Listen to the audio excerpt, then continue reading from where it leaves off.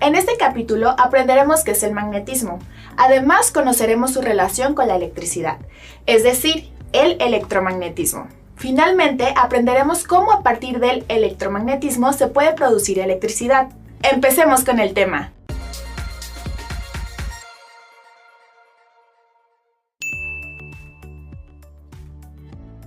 El método más común para producir electricidad es el que emplea el magnetismo.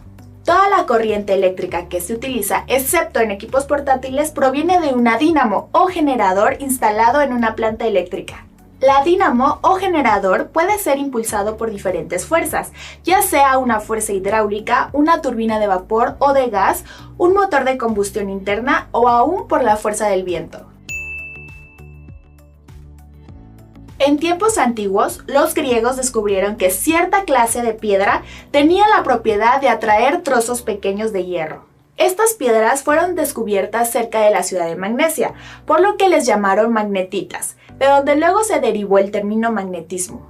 Los imanes naturales tuvieron poco uso hasta que se les descubrió que si se les dejaba girar libremente, siempre apuntaban hacia el norte. ¿Ya te puedes imaginar para qué se les usaría con el tiempo? Tanto los chinos como otros pueblos pronto aprendieron a valerse de estas primitivas brújulas para hallarse en sus viajes a través del desierto o del mar. Tiempo después se descubrió que un trozo de hierro adquiría magnetismo si se tocaba con un imán natural. También se descubrió que podía utilizarse electricidad para crear imanes artificiales, inclusive si en lugar de hierro se usaban otros metales, por ejemplo el acero y sus aleaciones. Las aleaciones de acero producen imanes más potentes. En la actualidad, la mayor parte de los imanes son artificiales.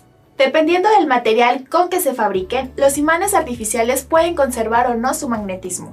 Si un imán se produce con acero o alguna aleación de hierro, con níquel, cromo, cobalto, aluminio, molibdeno, su magnetismo será prácticamente permanente.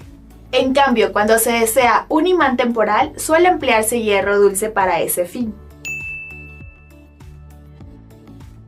El magnetismo de un imán se concentra en sus extremos, llamados polos. A uno de ellos se les llama norte y al otro sur. El polo norte del imán se encuentra en el extremo que apuntaría hacia el norte de la Tierra, si pudiera girar libremente. Los imanes podemos encontrarlos en diferentes tipos de formas, tamaños y potencias. El magnetismo es una fuerza invisible que solo puede observarse por los efectos que produce. El campo magnético de un imán puede explicarse considerando que se compone de líneas de campo invisibles y que se considera que salen del imán por su polo norte y viajan a su polo sur.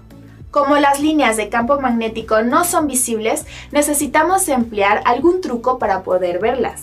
Para ello podríamos emplear limaduras de hierro cerca del imán. Observa cómo esas limaduras se alinean siguiendo la trayectoria de las líneas de campo. Una de las características de las líneas de campo magnéticas es que se rechazan entre sí, sin cruzarse ni tocarse jamás.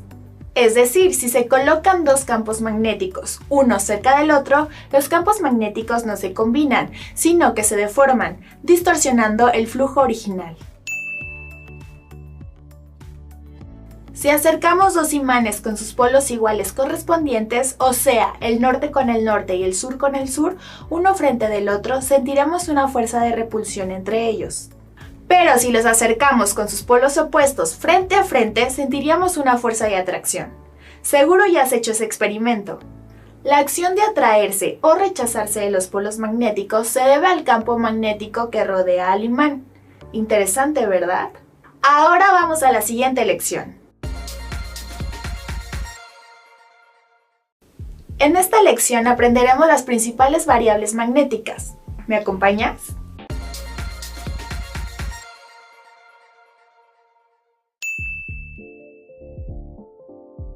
A la cantidad de líneas de campo magnético que posee un imán se le llama flujo magnético y se le simboliza con la letra griega que te muestro en la pantalla y que se pronuncia como Φ.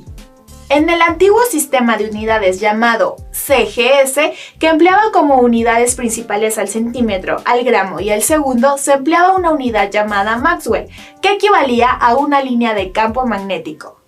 Pero como en la práctica el Maxwell resulta una unidad muy pequeña, se definió otra más grande, el Weber, que es igual a 1 × 10⁸ Maxwells.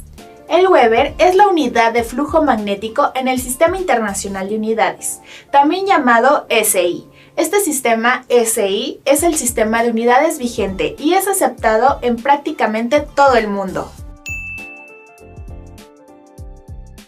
A la trayectoria que siguen las líneas de fuerza desde el polo norte al polo sur de un imán se le llama circuito magnético. A la cantidad de líneas de flujo magnético por unidad de área se le conoce como densidad de flujo o inducción magnética. Si quisiéramos calcular la densidad de flujo magnético, emplearíamos la siguiente fórmula. Densidad de flujo magnético es igual a flujo magnético dividido entre el área. Observa las unidades en las que se expresa cada una de las variables en la fórmula. En el SI, a la unidad de densidad de flujo magnético se le llama Tesla y equivale a 1 Weber sobre metro cuadrado. Observa la figura para que puedas entender mejor el concepto de densidad de flujo magnético. Veamos ahora un ejemplo. Si el flujo magnético Φ que llega a una placa metálica de 10 por 10 centímetros es igual a 8 Webers, ¿cuál será el valor de la densidad de flujo magnético? Primeramente, calculamos el área en metros cuadrados. Esta será igual a 0.1 metros por 0.1 metros, lo cual da un total de 0.01 metros cuadrados. Recuerda hacer los cálculos en las unidades del SI. Después aplicamos la fórmula de la densidad de flujo magnético. La densidad de flujo magnético es igual a 8 Webers entre 0.01 metros cuadrados, lo cual da un total de 800 Webers sobre metro cuadrado. Esto también será igual a 800 Teslas. Se sabe que las líneas de flujo magnético cruzan algunos materiales con mayor facilidad que en otros. A la oposición al paso de las líneas de fuerza magnética a través de un material dado se le llama reluctancia. La reluctancia, cuando se habla de un circuito magnético, es más o menos equivalente a la resistencia cuando se habla de un circuito eléctrico. Las líneas de fuerza magnética siguen siempre el camino de menor reluctancia, o sea que, por ejemplo, viajan con mayor facilidad a través del hierro que del aire. La facilidad con la que las líneas de campo magnético viajan a través de un material dado se denomina permeabilidad. Es obvio que la permeabilidad es lo opuesto de la reluctancia. Si agregamos una pieza de hierro a un circuito magnético cuyas líneas viajan a través del aire, estas se concentrarán y prefieren viajar a través del trozo de hierro que continuar su viaje a través del aire. Esto es porque la permeabilidad del hierro es superior que la del aire.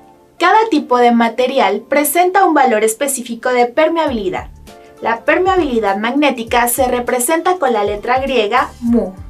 La permeabilidad específica del vacío se representa con la expresión mu sub 0 y esta es igual a 4pi por 10 a la menos 7 Tesla por metro sobre ampere.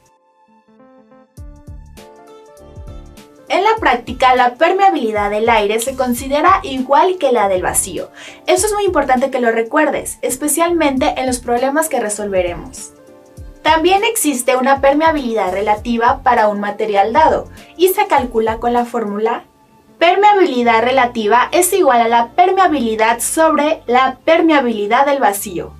De esta fórmula se deriva una muy importante y útil. Permeabilidad es igual a la permeabilidad relativa por la permeabilidad del vacío. Esta última fórmula nos dice que la permeabilidad de un medio dado se obtiene multiplicando su permeabilidad relativa por la permeabilidad del vacío.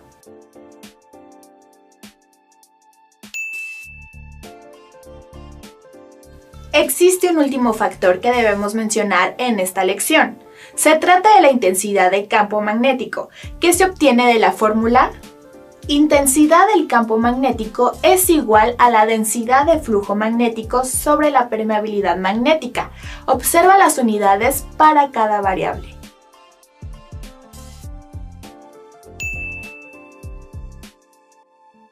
Existen varias teorías que tratan de explicar qué sucede cuando un trozo de material se magnetiza. Una de ellas es la de Weber, que dice que cuando un material no está magnetizado, sus pequeños imanes internos, o sea, sus moléculas, se encuentran sin ninguna orientación. Sin embargo, cuando un cuerpo es magnetizado, todas sus moléculas quedan alineadas como te muestra en la pantalla.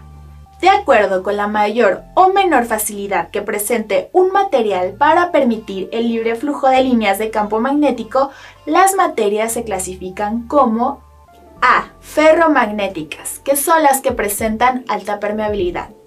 B. Paramagnéticas, que tienen una permeabilidad media. C. Y las diamagnéticas, que son de una baja o nula permeabilidad. Vaya que aprendimos algunas cuantas fórmulas, ¿verdad? Te veo a la siguiente lección.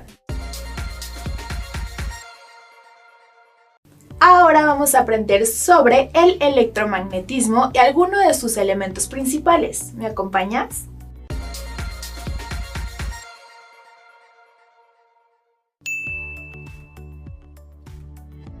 Se pueden producir imanes y campos magnéticos a partir de corrientes eléctricas. Esta parte de la ciencia eléctrica se conoce como electromagnetismo. Siempre que hay un flujo de corriente eléctrica a través de un conductor, se produce un campo magnético alrededor del mismo. Este campo magnético tendrá una dirección que dependerá del sentido de la corriente. Observa los conductores en la pantalla. En el conductor de la izquierda, la corriente se aleja del observador. Lo indica la dirección de la flecha a lo largo del conductor. En cambio, en el conductor de la derecha, la corriente se acerca al observador.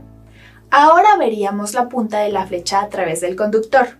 En este caso, el campo magnético gira en el sentido de las agujas del reloj. Existe una relación muy bien definida entre el sentido del flujo de corriente y el sentido del campo magnético que rodea al conductor. Esta relación puede determinarse aplicando la regla de la mano izquierda. Esta regla afirma que si se toma el conductor con la mano izquierda, con el dedo pulgar apuntando en el sentido de la corriente, los otros 4 dedos apuntarán en el sentido de las líneas de campo magnético. Posteriormente hablaremos del uso de esta regla.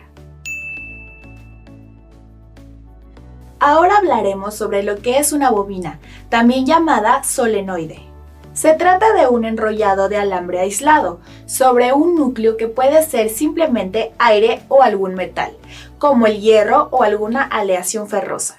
Cuando se hace pasar una corriente eléctrica a través del conductor de la bobina, aparece un campo magnético. El campo magnético tiene un polo norte y un polo sur, como te muestro en pantalla. Igual que con un conductor sencillo, existe también una regla de la mano izquierda para bobinas. Esta afirma que, si tomamos la bobina con la mano izquierda y los dedos apuntan en el sentido del flujo de corriente a través de esta, el dedo pulgar apuntará hacia el polo norte del electroimán así formado. La fuerza del campo magnético que podemos producir con una bobina de alambre depende de 3 factores. El primero es el número de vueltas de la bobina. El segundo es la intensidad de corriente eléctrica que circula a través de ella. Si aumentamos uno o ambos de estos factores, la intensidad del campo magnético producido será mayor. Igualmente, el material del núcleo de la bobina influye en la intensidad de campo electromagnético. Por ejemplo, si en lugar de un núcleo de aire utilizamos uno de hierro, la intensidad de campo magnético resultante será mayor. La importancia del electromagnetismo en la vida moderna es de tal magnitud que sería difícil enumerar todas las aplicaciones aún en un curso que solo se dedique a ello.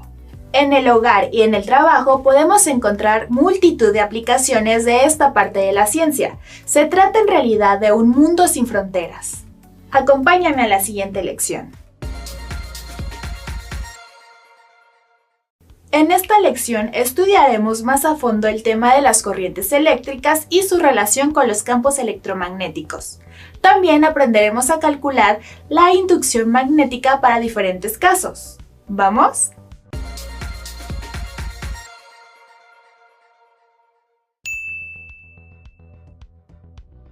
Ørsted fue uno de los primeros físicos que observó que cuando una corriente eléctrica fluye a través de un conductor, se genera un campo electromagnético a su alrededor.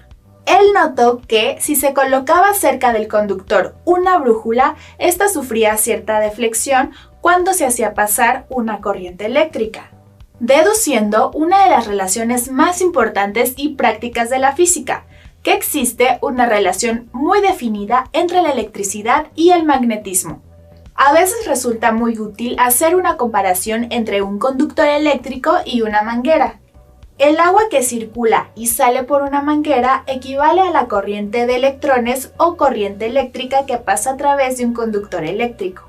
Por otro lado, la presión que mueve al agua equivale al voltaje o tensión que impulsa la corriente eléctrica, mientras que la cantidad de agua que sale de la manguera por segundo puede compararse con la intensidad de la corriente en coulombs por segundo o amperes. En la lección anterior te explicamos la regla de la mano izquierda para conductores. Aquí podemos observarla de nuevo.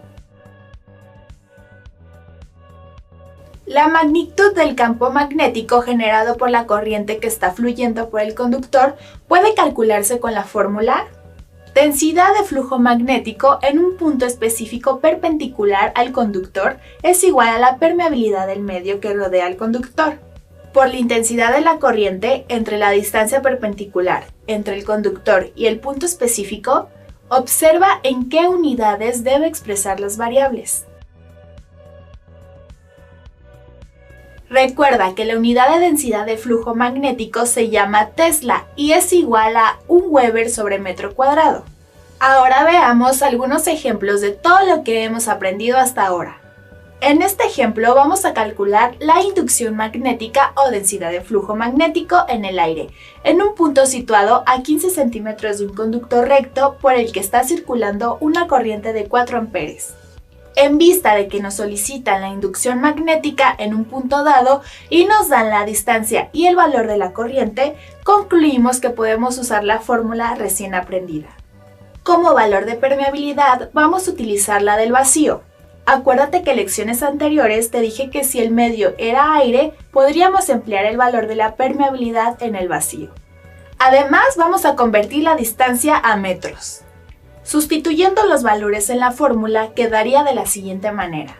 4pi por 10 a la menos 7 por 4 entre 2pi por 0.15 es igual a 5.33 por 10 a la menos 6 teslas. Si no obtuvieras el resultado que te muestro, te sugiero que busques en internet el tema llamado notación científica y te familiarices con él antes de ver nuevamente este ejercicio. Verás que tus dudas se disiparán. Ahora, para calcular la densidad de flujo magnético que aparece en el centro de una espira por la que circula una corriente eléctrica, como la que ves en la pantalla, podemos usar la fórmula siguiente. Densidad de flujo magnético en el centro de la espira es igual a la permeabilidad del medio en el centro de la espira por la intensidad de la corriente entre 2 por el radio de la espira en metros. Observa las unidades en las que se debe expresar cada una de las variables. Vamos a realizar un ejemplo para que te quede más claro. En este ejemplo nos piden calcular la inducción magnética o densidad de flujo magnético en el centro de una espira, cuyo radio es de 10 centímetros, por la que está circulando una corriente de 5 amperes. La espira se encuentra en el aire. Nuevamente emplearemos el valor de permeabilidad del vacío y utilizaremos el valor del radio en metros, sustituyendo los valores de la siguiente forma. 4pi por 10 a la menos 7 por 5 entre 2 por 0.1 es igual a 31.415 por 10 a la menos 6 teslas. Recuerda familiarizarte con la notación científica para llegar al resultado correcto. En ocasiones se crea un enrollado tipo espira, pero de varias vueltas. En una espira múltiple así, para calcular la densidad de flujo magnético que aparece en el centro de esta espira múltiple, podemos usar la fórmula siguiente. Densidad de flujo magnético en el centro de la espira es igual al número de vueltas en la espira por la permeabilidad del medio en el centro de la espira por la intensidad de la corriente entre 2 por el radio de la espira en metros. Veamos ahora un ejemplo empleando dicha fórmula. Una espira múltiple con 50 vueltas en el aire tiene 5 centímetros de radio. ¿Qué corriente pasa por la bobina para producir una densidad de flujo de 2 militeslas en su centro? Nuevamente emplearemos el valor de permeabilidad del vacío y utilizaremos el valor del radio en metros. Deberemos además transformar la fórmula para despejar la intensidad de corriente. Al hacerlo quedará de la siguiente manera. Intensidad de la corriente es igual a 2 por el radio de la espira por la densidad de flujo magnético en el centro de la espira, entre el número de vueltas en la espira por la permeabilidad del medio en el centro de la espira.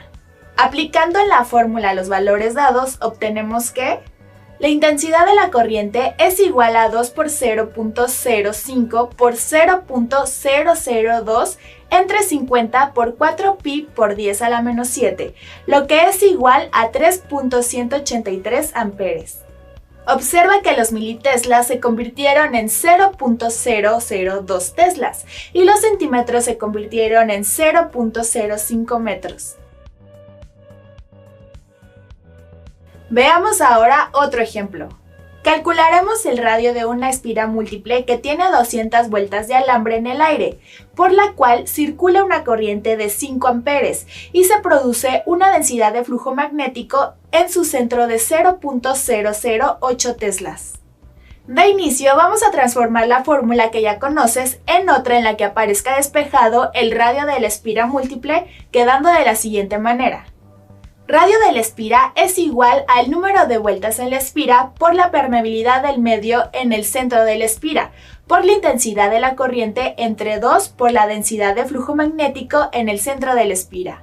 Reemplazando los datos proporcionados tenemos que el radio de la espira es igual a 200 por 4 pi por 10 a la menos 7 por 5 entre 2 por 0.008 y esto es igual a 0.0785 metros.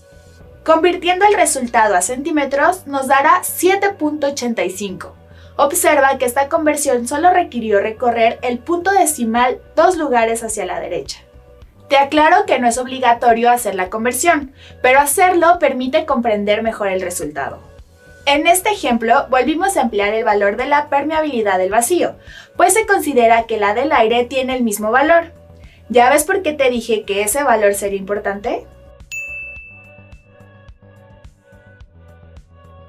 Ahora, para calcular la densidad de flujo magnético que aparece a lo largo del centro de una bobina o solenoide, podemos usar la fórmula siguiente. Densidad de flujo magnético a lo largo del centro de la bobina es igual al número de vueltas de alambre de la bobina por la permeabilidad del medio en el centro de la bobina, por la intensidad de la corriente entre la longitud de la bobina. Veamos un ejemplo para poner en práctica esta fórmula. Un solenoide tiene una longitud de 18 centímetros y está enrollado con 500 vueltas de alambre sobre un núcleo de hierro, cuya permeabilidad relativa es igual a 1.2 por 10 a la 4. Calcula la inducción magnética o densidad de flujo magnético en el centro de esta bobina, cuando fluye por el alambre una corriente de 10 miliamperes. En primer lugar, deberemos calcular la permeabilidad del medio, utilizando la fórmula que habíamos visto anteriormente. La permeabilidad es igual a permeabilidad relativa por la permeabilidad del vacío. Empleando los datos que nos dan, tenemos que la permeabilidad es igual a 1.2 por 10 a la 4 por 4 pi por 10 a la menos 7, dándonos un resultado de 0.0151 teslas por metro sobre ampere. Una vez conocida la permeabilidad del medio, que en este caso es el hierro, reemplazamos en la fórmula que ya conocemos. Densidad de flujo magnético a lo largo del centro de la bobina es igual a 500 por 0.0151 por 0.010 amperes entre 0.18, dándonos un total de 0.4194 teslas. Observemos que el valor empleado de permeabilidad es la del núcleo de hierro, que se obtuvo multiplicando la permeabilidad relativa de ese núcleo por la permeabilidad del vacío, según la fórmula que vimos anteriormente. Después se utilizó el valor de intensidad de corriente dado, pero lo transformamos en amperes. Y por último, la longitud dada en centímetros debió transformarse en metros para poder trabajarla. Ahora veamos este último ejemplo. Un solenoide de 30 centímetros de longitud y 4 centímetros de diámetro tiene un devanado de 400 vueltas de alambre en un material no magnético. Si la corriente es de 6 amperes, calcula la inducción magnética o densidad de flujo magnético a lo largo del centro del solenoide. Empecemos sustituyendo los datos en la fórmula ya conocida. La densidad de flujo magnético a lo largo del centro de la bobina es igual a 400 por 4 pi por 10 a la menos 7 por 6 entre 0.3, dando un total de 0.01005 teslas. Observa lo siguiente. En la fórmula empleada no tomamos en cuenta el diámetro de la bobina, porque esa es la práctica común cuando dicho diámetro es pequeño en comparación con la longitud de la bobina. Además, dado que no nos indican el material del núcleo, pero nos dicen que es no magnético, podemos utilizar como valor aproximado la permeabilidad del vacío. Recuerda consultar el formulario que contienen estas y otras fórmulas que hemos estudiado durante el curso, ya que te será de gran ayuda al estudiar para tu examen. Te espero en la próxima lección.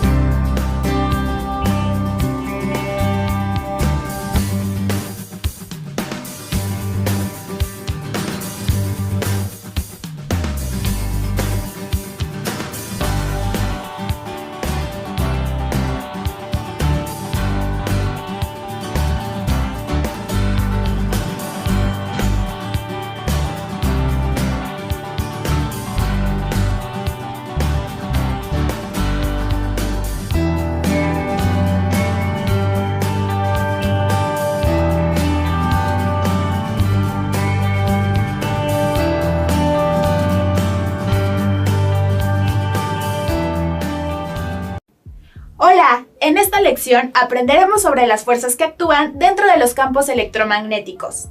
¡Empecemos!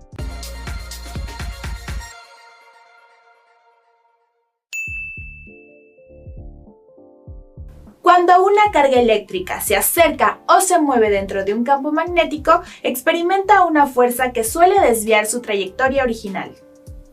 Sin embargo, hay que aclarar que si el movimiento de la carga es paralelo a las líneas de campo, no experimentará fuerza alguna.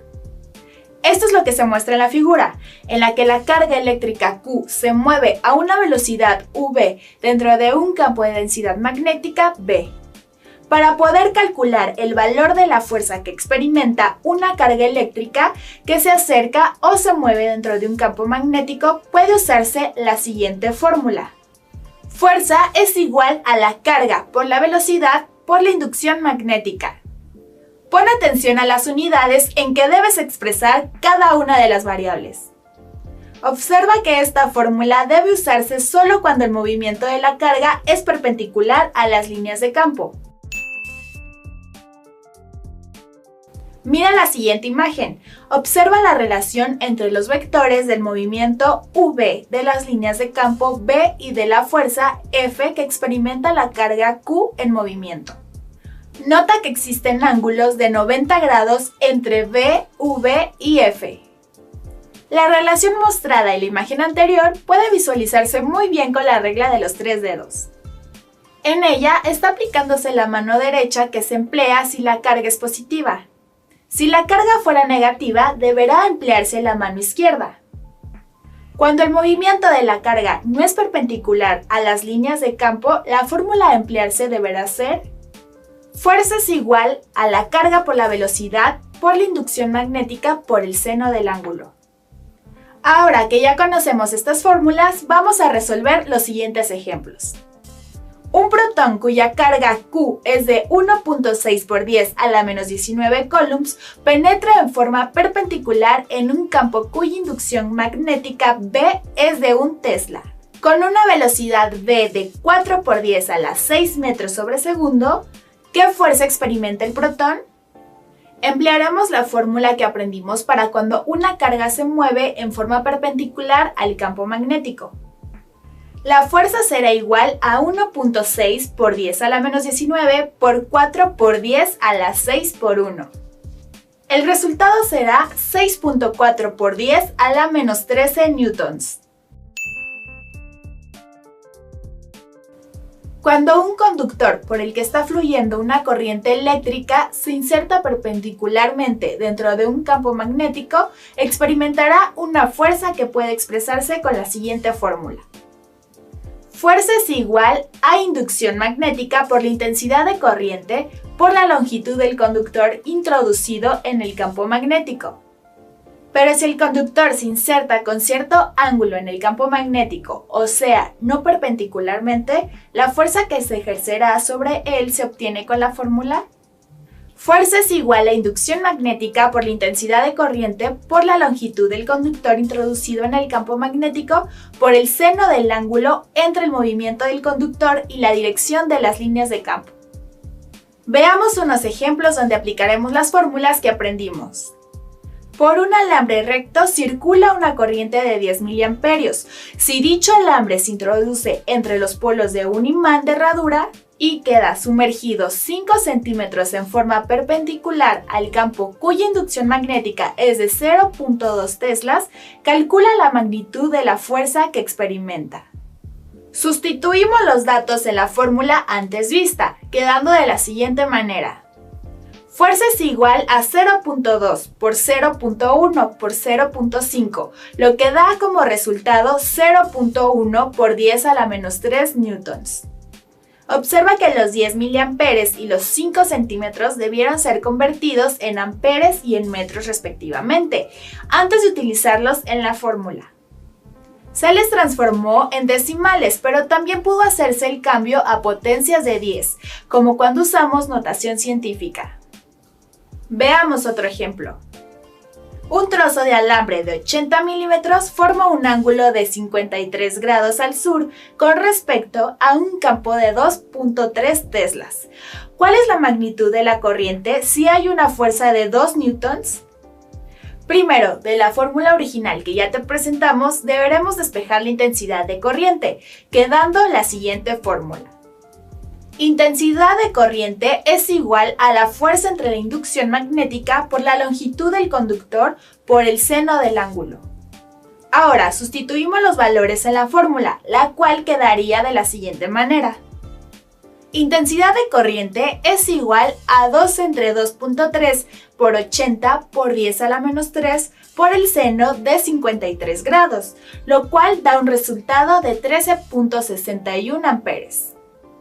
Observa que debimos transformar la longitud L del conductor de milímetros a metros, multiplicándola por 10 a la menos 3. ¿Qué te pareció este tema? Nada difícil, ¿verdad? Nos vemos en la siguiente lección. En esta lección aprenderemos sobre los generadores eléctricos básicos y sus funciones. Empecemos.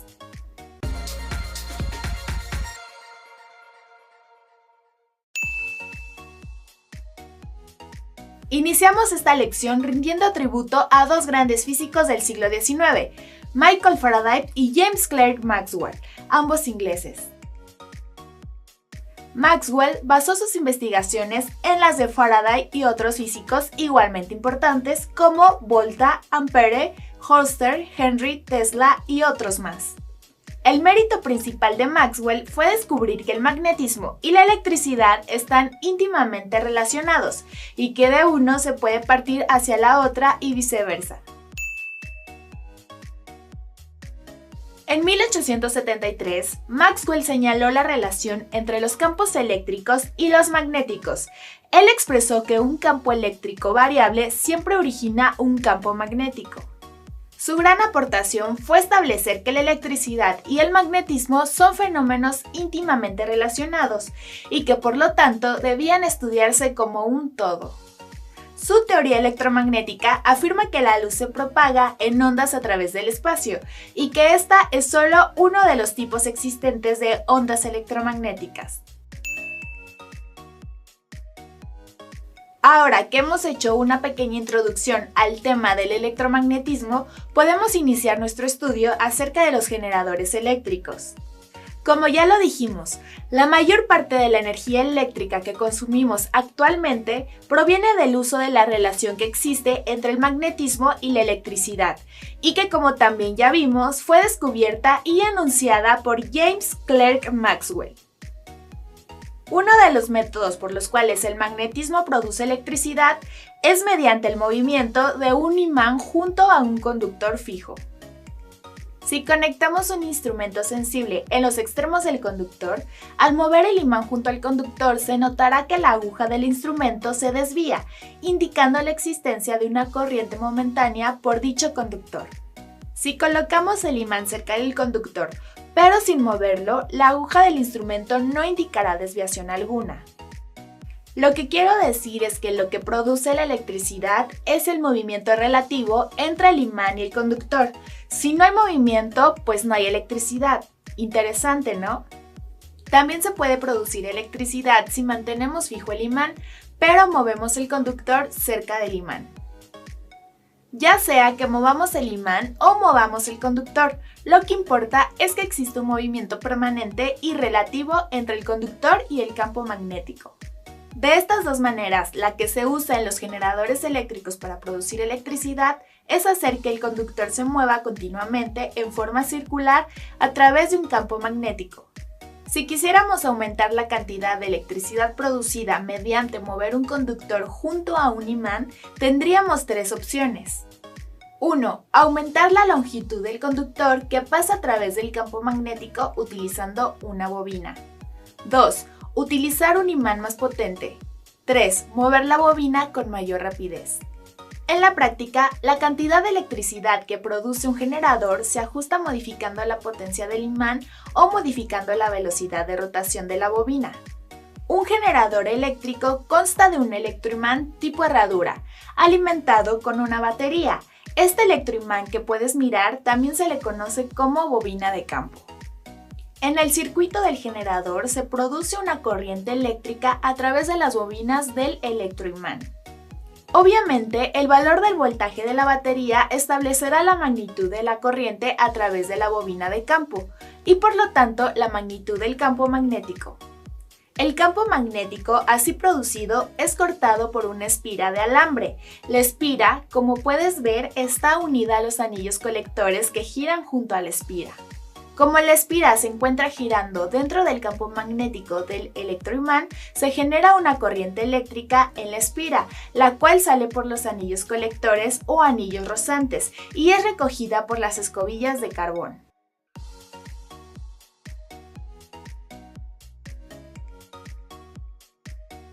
La energía que recogen las escobillas de carbón constituye la salida del generador. Mientras la espira permanezca girando, continuará produciéndose electricidad. Ahora que ya conoces cómo es que un generador produce electricidad, pasemos a la siguiente lección.